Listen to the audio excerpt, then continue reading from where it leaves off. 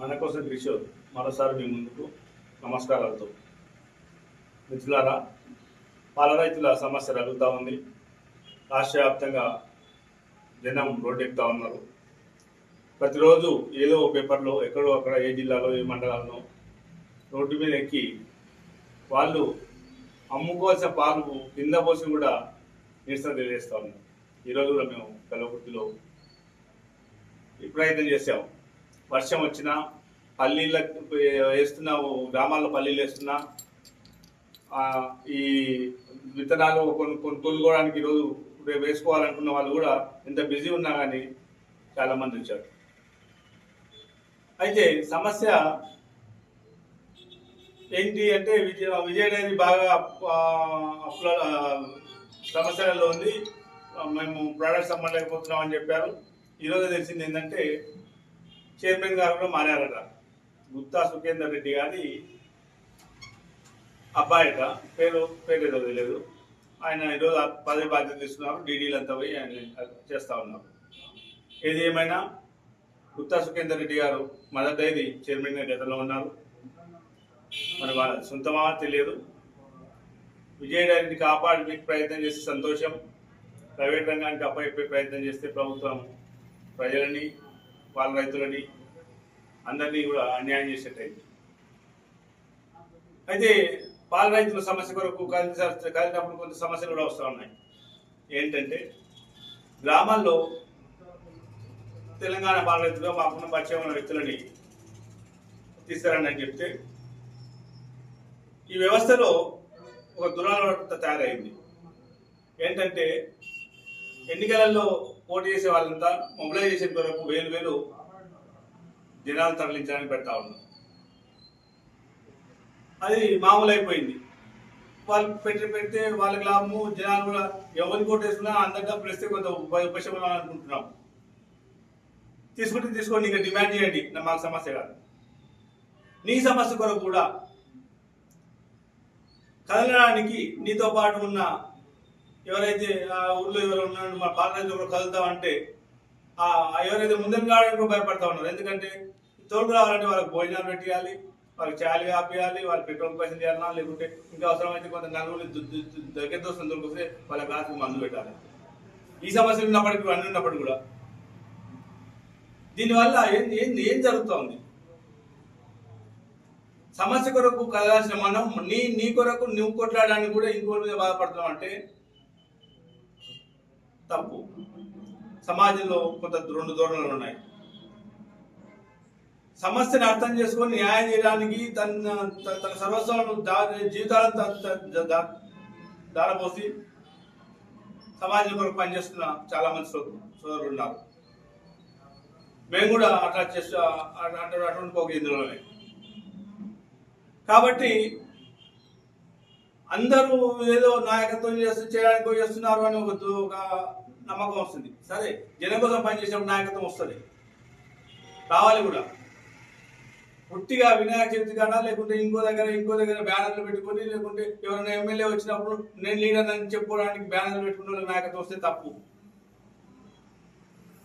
లేకుంటే ఏ పార్టీలో ఆ పార్టీలో వస్తే ఆ పార్టీలో అందరూ బ్యానర్లు పెట్టుకుని ఆయన ఒక పెద్ద లీడర్ పెట్టుకొని 10 మంది పుట్టినరోజు జన్మదినానికి ఆయన ఎక్స్పోజ్ చేసి ఏనాడు అది ప్రజల సమస్యను పట్టడానికి జన్మదిన శుభాకాంక్షలు చెప్పి ఒక కోట్ వేసుకొని వాడికి 8 మంది దావతులు చేసుకుంటే వాడి నాయకత్వం అంటే తప్పు.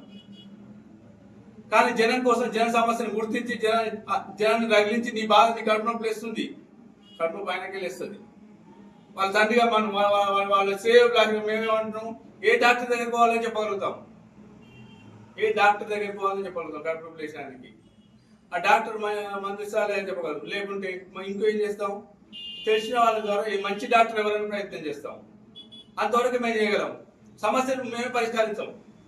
ఎవరు పరిష్కరించాలి? డాక్టర్ పరిష్కరించాలి. ఇప్పుడు మీకు అర్థమై ఉంటుంది డాక్టర్ ఎవరు ఇక్కడ అనేది. విజయ డైరీ యజమాని డాక్టరు. ప్రభుత్వం వాళ్ళకి ఇన్సెంటివ్స్ ఇస్తారా, లేకపోతే ప్రోత్సహిస్తారా? దయచేసి అది డాక్టరు. రెండో విషయం, ఇంత సమస్య తగ్గుతూ ఉంటే రాష్ట్రం మొత్తం మన ఈ యొక్క ఏరియా నుంచి చెప్పట్లేదు, ఎన్నికైన ఎమ్మెల్యేలు కానీ ప్రతిపక్ష నాయకులు కానీ ప్రతిపక్ష పార్టీలకు ఎలక్షన్ నిలబడ్డ వ్యక్తులు కానీ ఎవరు కూడా జనం దగ్గరికి వచ్చి మీ మద్దతు ఇస్తున్నామని చెప్తలేరు. అన్ని పార్టీలు ఎలక్షన్లప్పుడు ఇంటింటికి తిరుగుతారు. వాళ్ళ ఇంట్లో ఉన్న ముసలా ఉంటే అవ్వా అని బో పెట్టిస్తారు. అదే చిన్నపిల్లాడు అంటే చెంప గిలుతున్నారు, ఇప్పుడు ముడ్డు కూడా గిలుతున్నారు ఓట్లప్పుడు. ఇంత సమస్య, ఇంత రైతులు, ఇంత తెలంగాణ మొత్తం రగిలిపోతా ఉంటే, పాల రైతులు ఇబ్బంది పడతా ఉంటే, రాష్ట్రం మొత్తం కూడా ఏ ఎమ్మెల్యే కానీ, పోటీ చేసిన ఎమ్మెల్యే కానీ, ఏ ప్రతిపక్షం కానీ, ఇంకెవరు కానీ ఎవరు లేదు. చూడండి, కలపడుతుంది చూడండి. ఎమ్మెల్యే గారు ఎవరికైనా ఫోన్ చేసి రైతుల గురించి అడిగాడా ఏమవుతుందని? ఇంతమంది మా సంఘం కాకుండా వేరే వాళ్ళు గ్రామాలు వేశారు. వాళ్ళ ఫోన్ చేసి ఏందని అడిగారా? వాళ్ళ అన్నింటిలో ఉంటారు. వాళ్ళు ఎవరన్నా మీ సమస్య ఏంది, ఎట్లా పరిశ్రమ అయితే అడిగారా? ప్రతిపక్షం వాళ్ళు ఉన్నారు. ప్రతిపక్షం వాళ్ళు ఏం చేస్తున్నారు? ఆ పోయినసారి ఎమ్మెల్యే నిలబడ్డ టీఆర్ఎస్ నాయకుడు అప్పుడు ఓడిపోయాడు, ముందే డబ్బులు పంచలేదు, ఎందుకు లేదు. ఇప్పుడు ఏం చేయాలి? నాకు ఎలక్షన్లో సీట్ వస్తుందో రాదు మరోసారి, నేను ఎందుకు ఇవ్వాలి?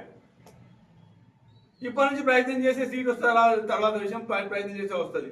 కానీ ఇప్పటి నుంచి పైసలు ఎందుకు ఖర్చు పెట్టాలి? మీరు పోతే పైసలే అడుగుతారు. ఇది ఆవేశ. ఇంకో పెద్ద కేంద్ర ప్రభుత్వం ఉన్న ఆయన ఉన్నాడు. ఏం చెప్పాడు? రైలు ట్రాక్ వేపిస్తా హైదరాబాద్, మేము నేను గెలిస్తే మన హైదరాబాద్ నుంచి కలబుర్తి మీదంగా రైలు వేపిస్తా. అప్పుడు ఏం చేయాలి? నీ పాల క్యాన్ తీసుకొని పోయి ఆడమ్ముకోవచ్చు, నీ కూరగాయలు తీసుకుపోయి ఆడమ్ముకోవచ్చు అని చెప్పిండు. ఇప్పుడు నీ ప్రభుత్వమే కదా. సెంట్రల్లో రైల్వే కేంద్ర ప్రభుత్వానికి సంబంధించిన కదా రైల్వే బోర్డు. మరి దాని మీద ఎందుకు చేస్తే మరోసారి గెలుస్తావు కదా? దాని మీద ఒకసారి రావు, సరే దాని మీద రాకుండా నాకెందుకు అవసరం లేదు, నువ్వు తప్పు.